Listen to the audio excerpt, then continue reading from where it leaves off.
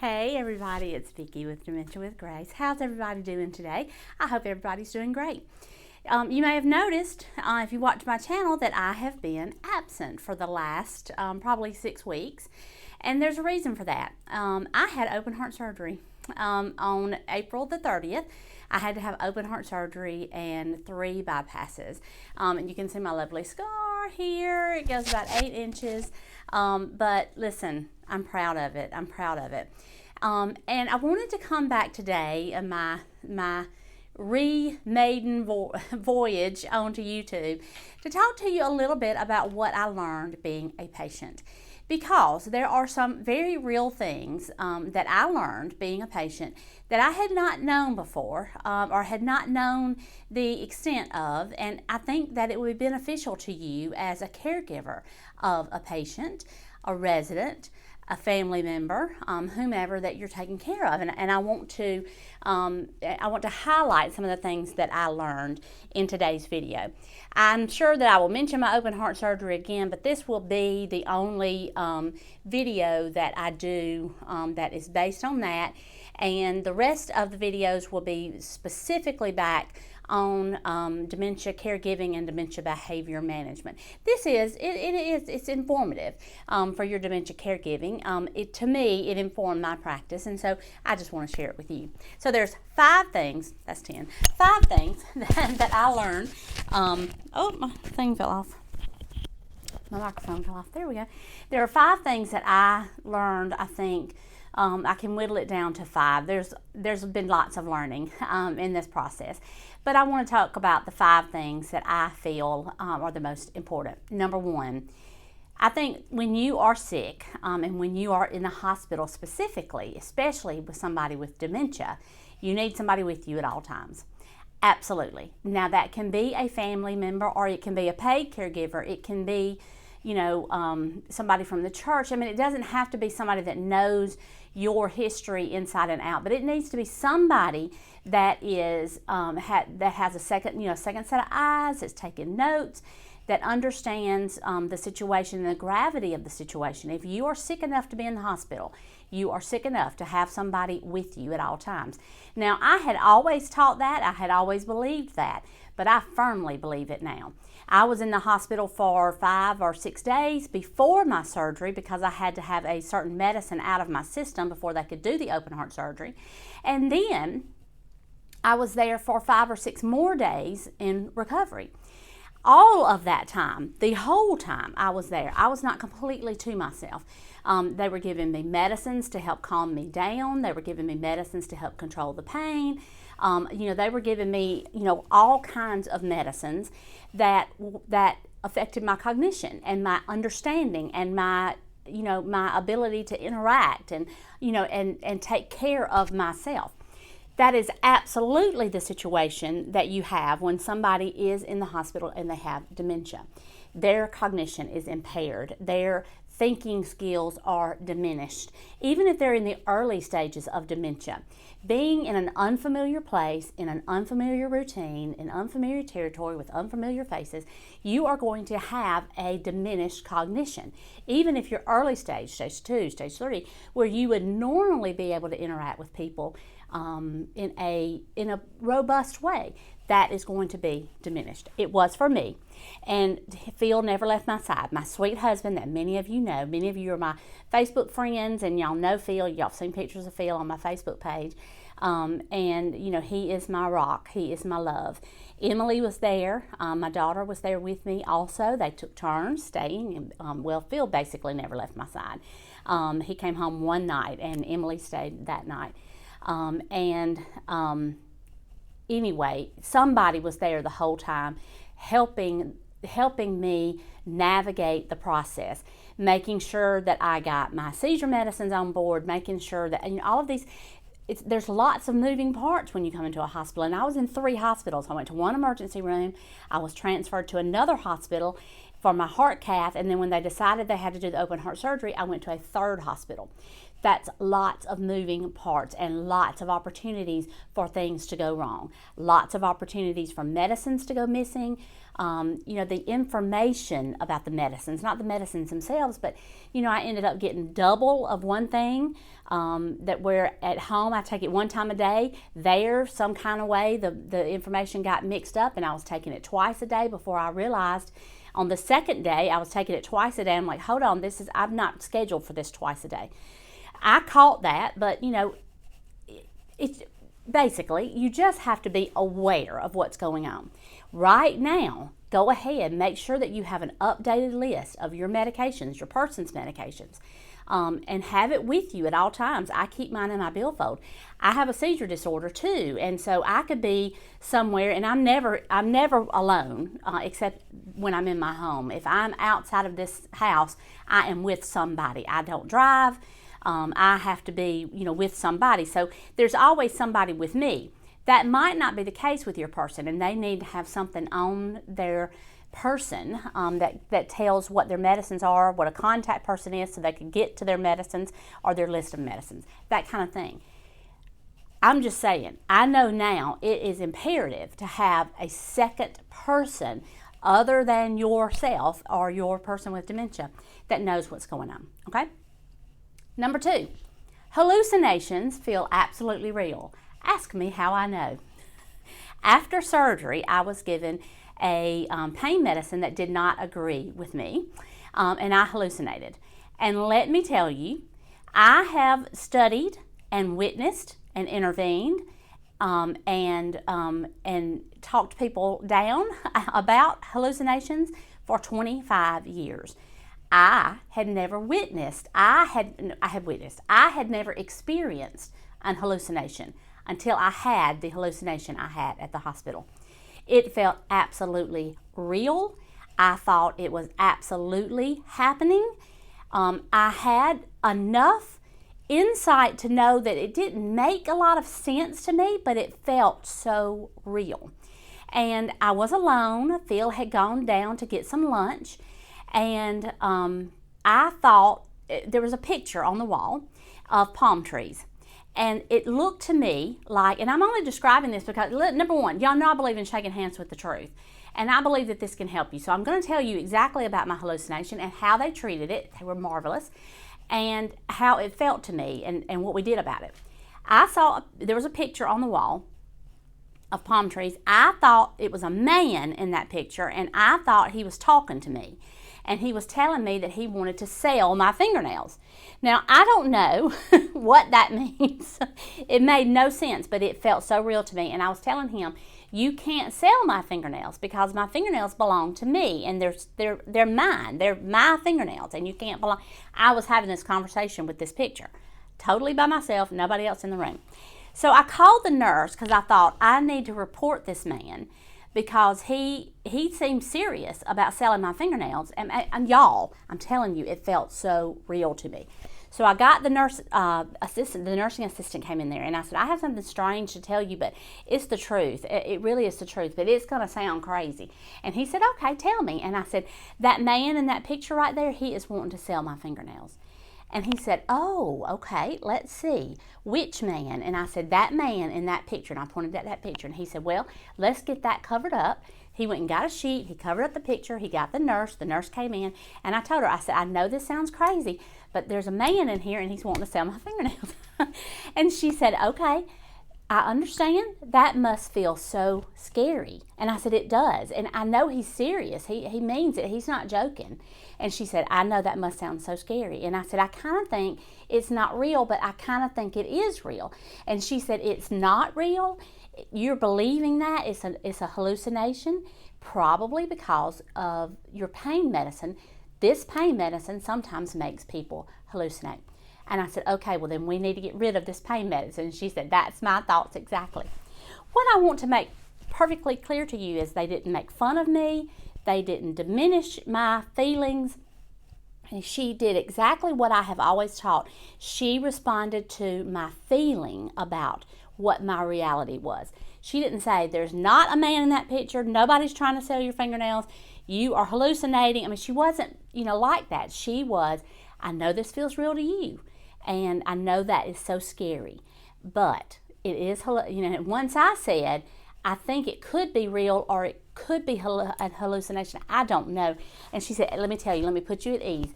It is a hallucination, and you are having a hallucination because of the pain medicine. Okay? So they got it out of my system. It took a little while, and I still was very paranoid. I thought people were listening through the remote control. We couldn't have the TV on. I'm telling you, it was a big thing. And I thought to myself when I came out of it, I thought, thank you, God, for that experience. That's the first thing I thought when I came out of it. Thank you, God, for that experience, because that informs my practice so much. I now know what people feel when they have a hallucination, and they feel that it's absolutely real, even if there is a little bit of insight that says, I don't know, this doesn't really make a lot of sense, but it feels so real, and it does. The other thing that reaffirmed to me is that I'm doing it right. I'm teaching it right. We need to respond to the feeling. Oh, I bet that makes you angry. Oh, I bet that makes you sad. Oh, I bet that is scary. That's exactly the way that we need to respond to a hallucination, is to reaffirm, reassure, let our people know, we're in your corner and we're going to get this solved. We don't laugh, we don't make fun, we don't diminish, we don't do any of those things, Okay. Pain medicines can be the devil. Let me tell you, I don't take pain medicine. Now, y'all know, the ones of y'all that have been following me for a little while know that I have seizures about every 7 to 10 days. Now they're a little bit further, they're a little bit, every 7 to 14 days now. Hopefully, the heart bypass maybe has made some difference. I don't know. We shall see. But I have a headache after each one of them. And so I have had seizures about every 10 days for the last 11 years. And so I have a headache every week. Okay. I don't take pain medicine for my headaches because I don't trust pain medicines. And I believe that they can be a slippery slope for some people. And I believe I might be in that camp. So I don't like pain medicines. Now, I had said all that to my nurses. I had told my nurses, I had told my doctors, I had told my anesthesiologist, I had told the nurse practitioner, I had told housekeeping, I had told everybody I do not like pain medicine, okay?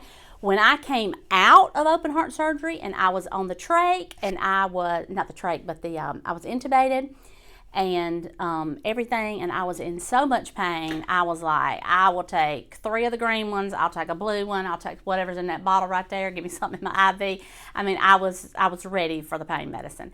Okay, so I took pain medicine, and it's the devil. It has its purpose, but it also can make you hallucinate, it can make you constipated, it can do lots of things.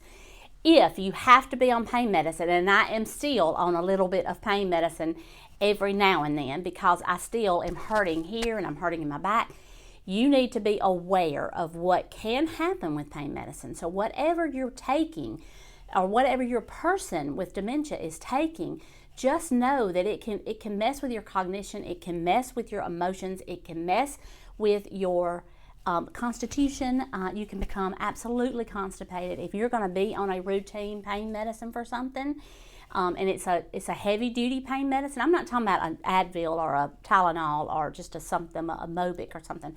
I'm talking about something heavy duty. You need to make sure that you're also on something for constipation and that you're well hydrated. Hydration, and it needs to be water. Not pop, not Kool-Aid, not anything like that. It needs to be water. Dehydration is a big issue in dementia anyway, because that sense of thirst is diminished, and people with dementia don't often say, I'm thirsty. So we have to say, Mom, are you thirsty? Dad, do you need some water? Or just put the water there and let them have it. The fourth thing is no appetite really means no appetite. I have not had an appetite for 4 weeks now since the actual open heart surgery. Tomorrow is 5 weeks. So almost 5 weeks now, I have not really had an appetite. I have lived on cantaloupe and glucerna and other fruits, strawberries and blueberries and watermelon. I have loved fruit. I have wanted fruit. something cold, and I have loved water, water, water, water. It's like I cannot get enough water. So I'm very, very thankful that God has bestowed on me the appetite for fruit that He has. But I'm telling you, I don't want anything fried. I don't want anything heavy. I don't want any meat. I don't want any, anything. I mean, I can do some peas or some beans and some rice maybe, but I don't want anything heavy. And when I say I don't have an appetite, I mean, it really does feel like when I'm trying to eat something that I know I need the protein. That's why I'm doing the Glucerna with extra protein, because I need the protein for healing. But I like meat. Like, I tried to eat some chicken. I've tried to eat tuna, chicken salad. It just feels like it just gets bigger in my mouth. And I mean, I really don't have an appetite. So I want to reiterate that you need to honor that in your person. And listen, I'm suffering with an acute illness because of this. Acute means short lasting, right? Dementia is a chronic terminal illness. So there is an end of life expected at the end of dementia. So you need to honor, I believe this more than ever, you need to honor what they do want to eat and let them eat that. If they only want to eat this one thing, it's okay. I know that they have other comorbidities, other illnesses and sicknesses that you have to manage. And you need to talk with their doctor if they're a diabetic or whatever, but I guarantee you, your doctor is going to say, listen, they're at the end of their lives. If they only want to eat cantaloupe, if they only want to eat potato chips, if they only want to eat things. Because you have to remember, not only is the appetite and thirst diminished, what their taste buds can still taste are very specific, very sweet, very salty, very sour, they are being able to taste things that are very something. Usually sweet is the last taste bud to diminish, but a lot of people like junk food. Junk food is very salty or very sweet or very something, right? So they can really taste that. Honor that. Honor that. The other thing is being sick and healing takes a lot of work. And you need to honor that about your person. Your person is fighting an illness, just like I have been fighting with healing and recovery. And being sick, first of all, and then, I was going down 2 weeks before I ended up going to the emergency room with the pain in my shoulder and my jaw. And I didn't know what was going on. But I didn't think it was my heart again. It had just been I had the heart attack in October. I had the stents that were closing up in February. This was April. I didn't think that the stents had occluded again, but that's exactly what had happened. And so I was sick for a little bit before I had the intense pain that sent me to the emergency room, and then bam, bam, bam, had the open heart surgery. It takes a lot of work to be sick. It takes a lot of work to be well. It takes a lot of work to recover. So honor that. If your person says, I'm just too tired to go there today, honor that. If your person says, I'm having a good day and I'd like to do this, do that. Honor that. Honor the stillness and the storms. I have a whole video on that. Honor the good days and the bad days, and don't. Yes, you need to encourage them to do as much as they can do for themselves. At the same time, honor that they could be really, really fighting to stay well, really, really fighting to recover, really, really fighting a disease. I mean, they really, really are. And I had appreciated my friends and my family giving me the space to heal. I've not had lots of visitors, which is exactly the way that I wanted it. I just didn't have time to entertain anybody. And when people are in your space, at least for me, I feel like that I need to keep a conversation going. I need to entertain them. And people checked on me. They text messaged me. They text messaged Phil, and he checked my Facebook and my text messages, and he would tell me who was checking on me and all of that. I just didn't even have the energy to hold my phone or do anything. My whole job has been my recovery. So anyway, I hope this has been helpful. Please leave me some messages down below to let me know. I know that this video was very self-centric, but I believe in sharing what I learn, and I don't believe that any experience is wasted. I believe that we all can learn every single day we learn. I'm a naturally curious person, and I enjoyed, I can't say that I enjoyed the whole experience because it definitely has been the hardest thing I've ever been through. But I enjoyed meeting all of the different caregivers. Starting next week, we're going to do a whole video on what different caregivers are involved, you know, from the MD to the RN to the nurse practitioner to therapy to respiratory therapy to the social worker to everybody. I'm going to talk about everybody's roles in caregiving because I think that's interesting. Anyway, so I've learned a lot, and I want to share, obviously, I want to share with all of you what I've learned. Because that's my life goal, is to shed more light on caregiving for those who do it day in and day out. So let me know what you felt about this video. Give me a like or a love down under the video here. Share it with somebody you think that might need to hear it. If you don't have a group, come on over to Facebook. We have a robust group of geniuses, and we talk about the day in, day out stuff of caregiving. The name of the group over on Facebook is Dementia with Grace Caregiver Support Group. We've got the book Dementia with Grace everywhere on social media. I am Dementia with Grace. The book is available on Amazon, and there's a link down below. So let me know if this was helpful. This went a little long. I don't normally like going this long, but I really needed to explain all of this, and I wanted to do it in one video and get it all out of the way. I will be back on Wednesday. For right now, while I'm still recovering, we will be doing videos on Monday, Wednesday, and Friday. So make sure that you have the bell clicked. That way you will be notified every time I upload a video, okay? All right. I love y'all. Thank y'all for hanging in there with me and being so patient. I really do appreciate it. Y'all take care, and I'll talk to you soon. Bye. Love y'all. Bye. Mwah.